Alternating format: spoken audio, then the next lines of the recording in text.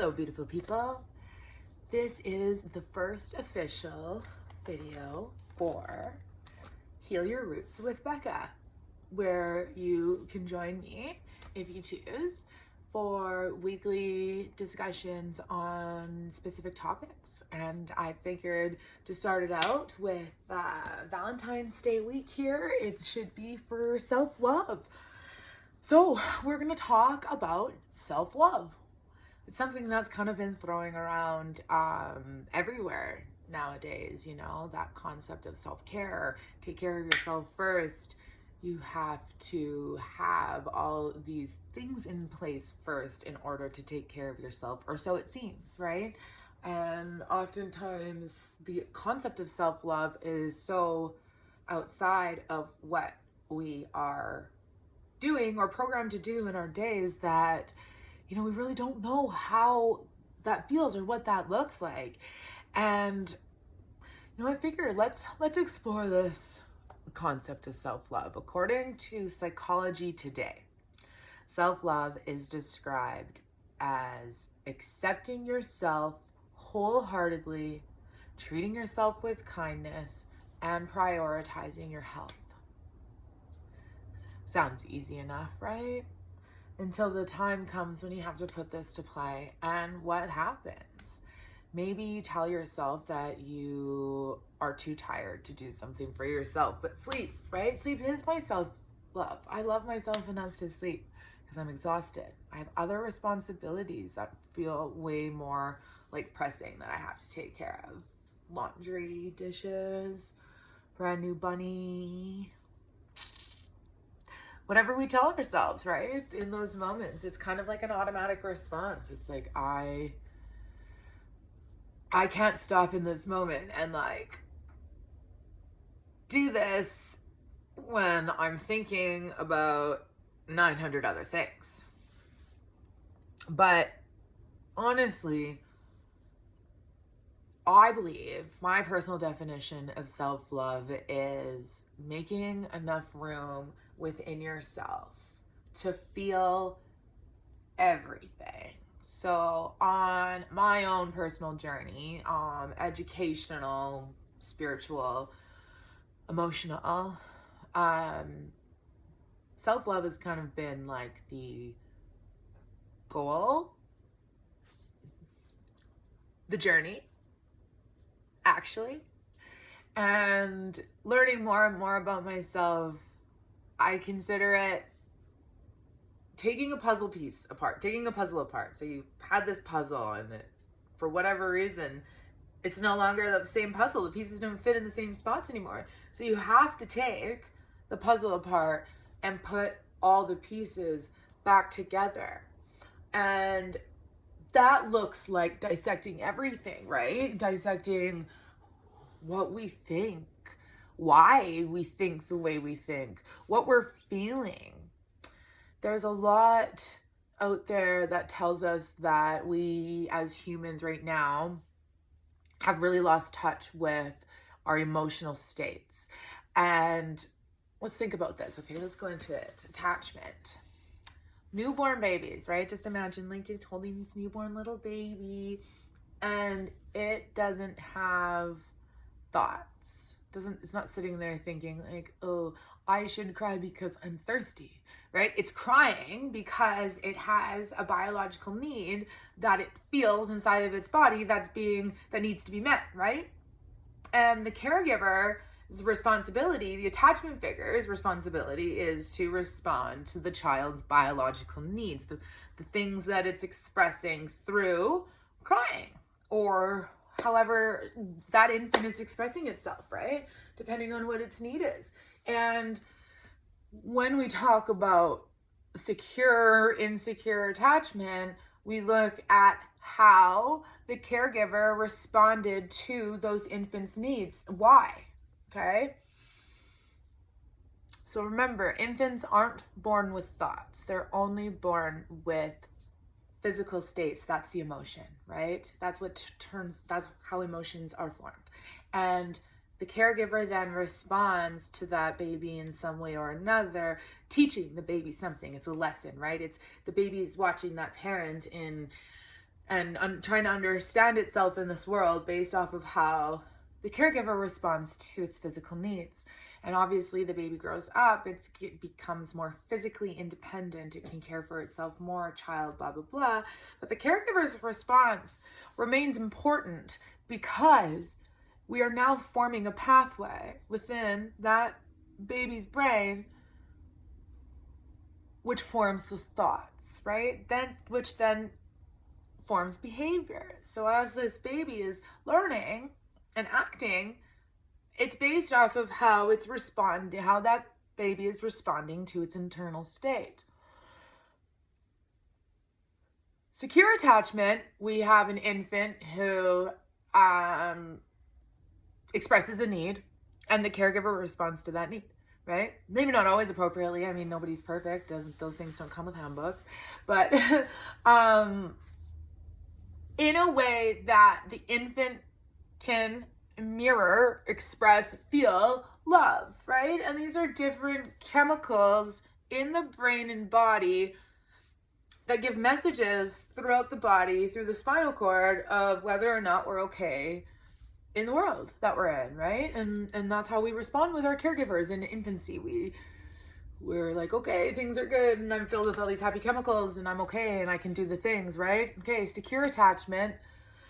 And that continues on to look like, children in social situations, they can manage their emotions, they can regulate, they know when they need to take a step back, they can help a friend in need. I mean, granted, we're all going to have our own concerns, even if we're secure, right? But let's talk about the other side to that, which is the insecure, or there's all sorts of different attachment concerns. But when an infant expresses a need, a physical, biological need, and it goes unmet, or it's not met effectively, then the infant learns more fear, right? That part of our brain that's innate, it's not going to be soothed by the caregiver in the moment if the need is not being met. So how are our thoughts forming? How is that infant's thoughts forming, right? If emotions are physiological sensations, the things that happen inside our body to express a need, and our thoughts form from how our caregiver is responding to those needs, we are automatically going to form pathways in our brain from emotion to thought to behavior for however we were responded to in those moments, right? So again, if the thought, or if the caregiver neglects the infant, so the baby's crying, it's hungry, the caregiver is not there, or the caregiver is just not able to provide the need for whatever reason in that moment, right? That baby's gonna kind of learn, like, my need's not gonna get met. I have to fend for myself. Where's the safety, right? Where's that safety there? I don't know how to do that. And then the behaviors start coming out, as the kid gets older. Behaviors can look like all sorts of things, right? Acting out, temper tantrums. I mean, there's so many things. We could do poop smearing, right? Poop smearing saw lots of anger, and that's what happens when we have a child whose needs are gone unmet, is they get really angry. But then what happens? They go into school, they go into the social world, and they haven't learned how to feel their emotions, and they don't know how to respond to other people's emotions, and they are always probably feeling hurt or neglected, to some extent, whether they want to or not, whether they know it or not, because of the automatic pathways from feeling that emotion to creating the thought pattern, which creates the behaviors, right?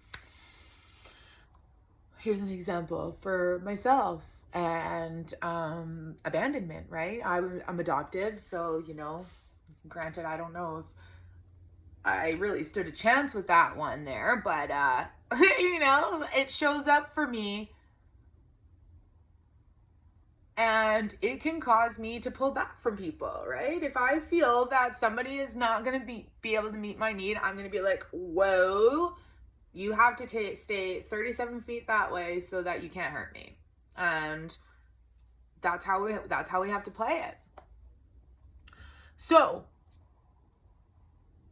now we're adults, right? And we are really out of touch with what happens in our bodies, what that means to how we're acting, to the thoughts that we have. And the hardest part is that the thoughts that we have are automatic. Like, they happen so fast because our brains want to just act, right? We want to act. We want to be fast thinking things. And again, this concept of self-love, it's being kind of thrown at us. Like, it's really important. It's really important. Learning how to meet our own needs can seem extremely impossible, right?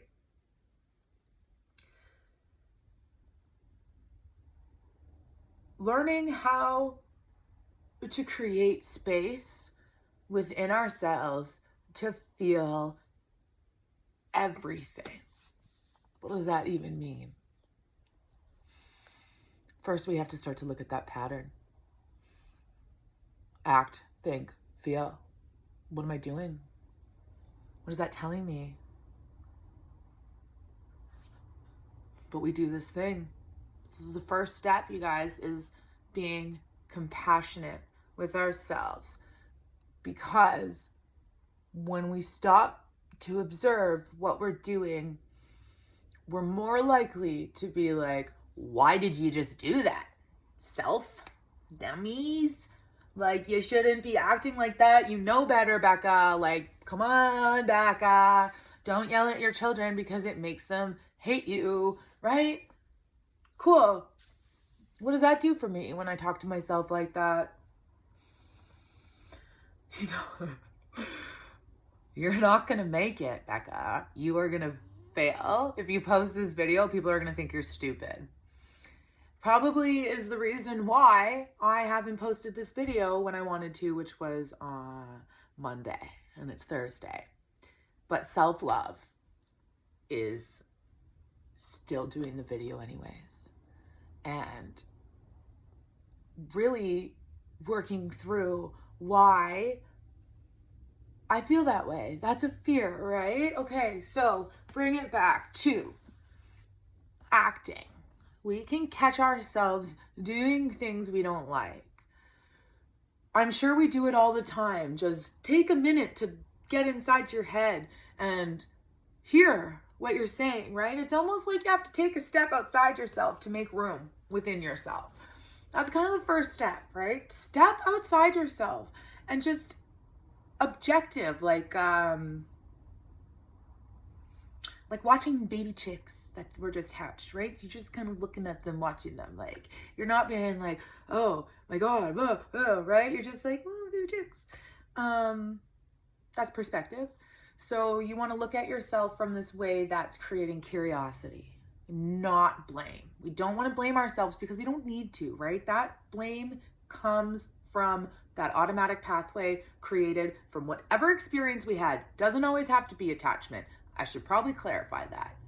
We have many experiences in life that shape how we form attachments, how we form connections with ourselves and our brain. Okay, lots of different things.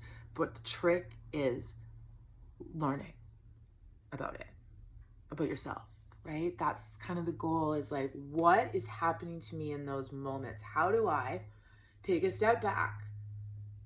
Pause. The pause is kind of the hard part, but it's the important part, because again, we do kind of catch ourselves a lot of the times blaming ourselves, lots of the times it's automatic. So I think starting to pay attention will bring that into awareness.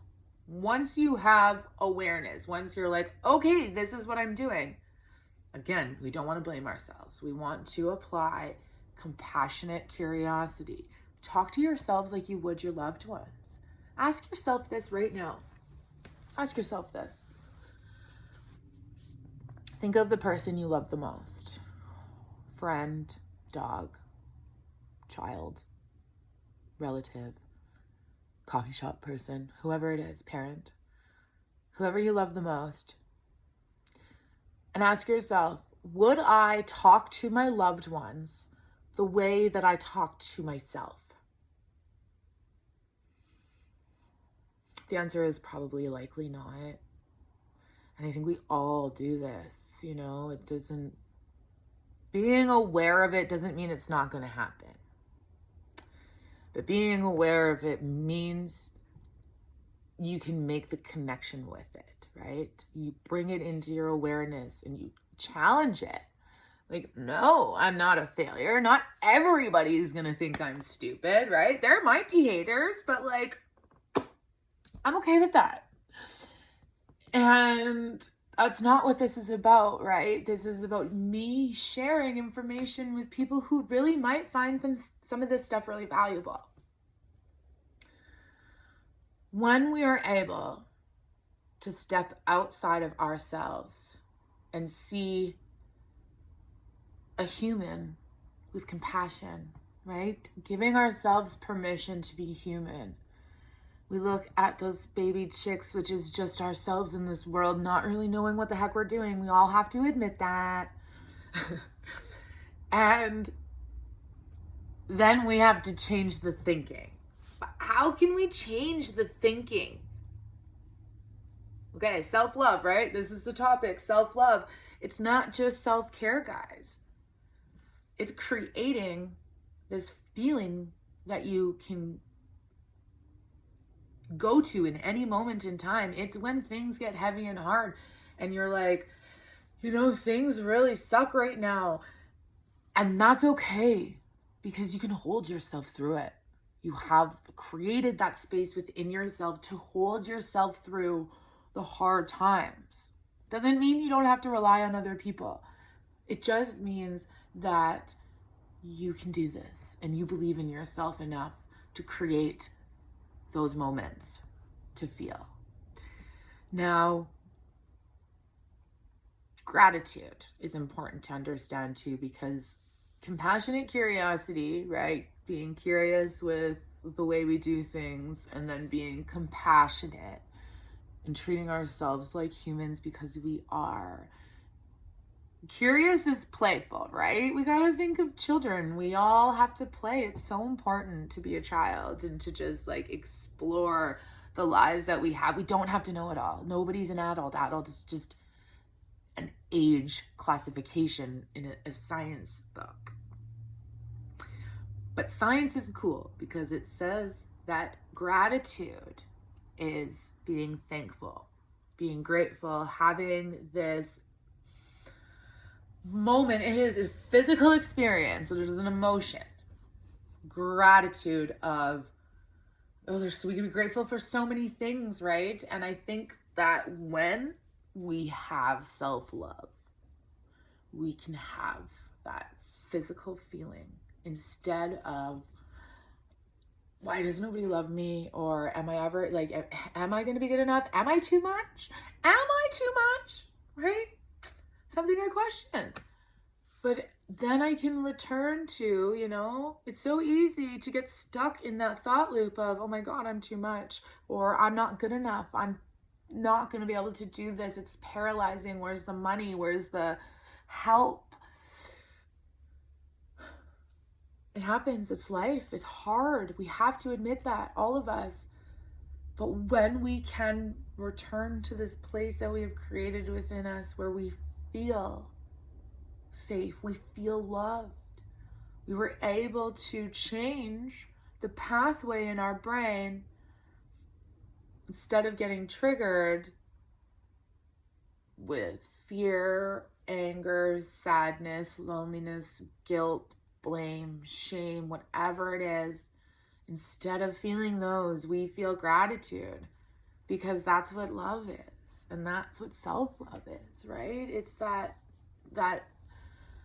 peacefulness within that we can be like, okay, things are hard, and that's okay. When this is where self-care comes in, because when we are able to create a condition within ourselves that meets those needs, we can free up our space. Let's talk about the brainstem for a quick second. The brainstem, the way that the brainstem works is the energy goes up. Okay, so you start at the bottom, the functioning starts at the bottom. So that bottom piece has to be complete, and then you go to the next piece, which has to be complete before you can get to this. So the brain of the first part of the brain, that's happening. The primal brain. Anyways, where your neck, where your spine and your brain meet right here. This is our primal brain here, this hind brain. And that is really responsible for regulation, right? That is our fight and flight response. That's where we're regulating temperature. That's really responsible for like the sending those chemicals in our spine to tell us what to tell, for our brain to tell our body what to do and how to act. The second part of our brain, the midbrain, is co-regulation. Okay, that's connection. It's finding ways to connect in our lives. That's finding ways to regulate with others, with ourselves, right? And I think that when we look at the hindbrain here, this really primal piece, that's the physical things, right? That's what I was talking about. Those emotions happen in our bodies. When we're scared or angry, you can feel your body change, right? You're getting ready to fight back or to run away, or whatever your response is in the moment, whatever your natural response is that's what your body is preparing for, right? Because that's what your brain is telling your body to do. So that part of the brain really is in control of regulation. You can't meet your other needs until your brain is regulated, okay? That looks like, where am I feeling the tension? What's my body telling me? Okay, helplessness is coming right out of my throat. Like, it hurts. I can't even breathe, and I just don't like that feeling. Okay, I'm going to regulate. Take some breaths. I'm going to recognize that this is happening, that I'm experiencing this. And then I need to go into my midbrain, because I got some work to do. Then I need to get into my smart brain, my front brain, to get there today. So I really need to co-regulate in my midbrain. But there's nobody around. I have my pets. I can go give my pets a hug, but some people don't have pets. And I truly believe that this connection with ourselves, this concept of self-love and being able to create this physical sensation of gratitude, of love, right? Again, our brain is going to send the chemicals to our body when we create these conditions. And then we become that. Our brain tells our body, and our body is, right? And that's the world. That's our reality, our experience. So when we can create this love for ourselves, as an actual feeling that we can have, right? Again, we have to first learn how to regulate. It's number one thing, guys. First have to be aware of what our triggers are, what our emotional states are. That is the physical sensations that we experience in emotional states. When we can recognize our emotions, we name it to tame it, and then we feel it to heal it. But then we co-regulate by loving ourselves, by being grateful, by loving others, by creating some sort of community and connections within our lives, whatever that looks like. That's where the self-love comes into play, because after that, it's limitless, right? We go into this third part of our brain where we have flow, we have creativity, we can play, we can make better choices for ourselves, we can make changes happen. when we're up here. But the only way we can get there, again, we first have to regulate, right? We have to recognize, what am I feeling in the moments? Am I mad at myself? Am I mad at someone else? Do I need to learn how to communicate? What is it, right? What is it going on for me?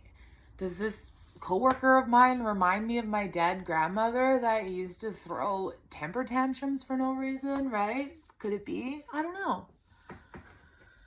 But then, when we feel that stuff, when we let our bodies process the emotions, right? Name it to tame it, feel it to heal it, we can then move into this next spot. This is the hard part. You gotta want to do it. You gotta want to make the difference, because you gotta want to love yourself, right? It doesn't work if you don't, but it's manageable. It's completely manageable. A lot of the times it's taking a step back again, right? Taking that pause, finding that time within your life to create space to feel everything. Because once you get through the nitty-gritty, you open up the brain. Old dogs can learn new tricks. So, first step, feel it. Give yourself permission to be human.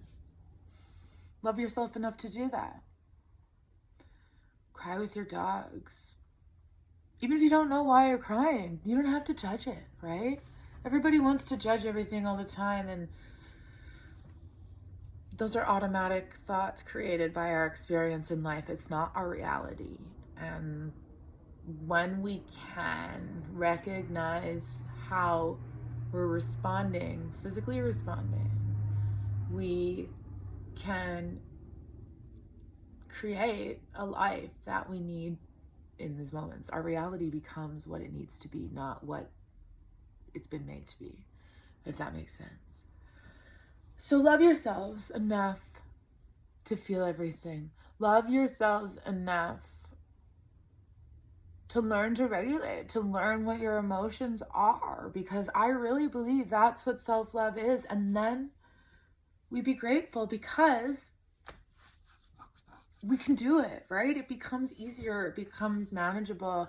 And then the self-care in that second brain here, right? We can do that. If we're regulated, we can start to look after ourselves. And once we can start to look after ourselves by taking the moments, creating the time for us to do that, we can take care of everybody else.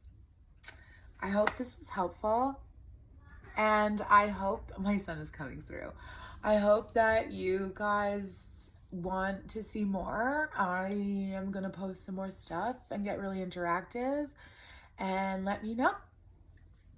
Feel free to comment, share, like, subscribe, whatever it is. Until next week.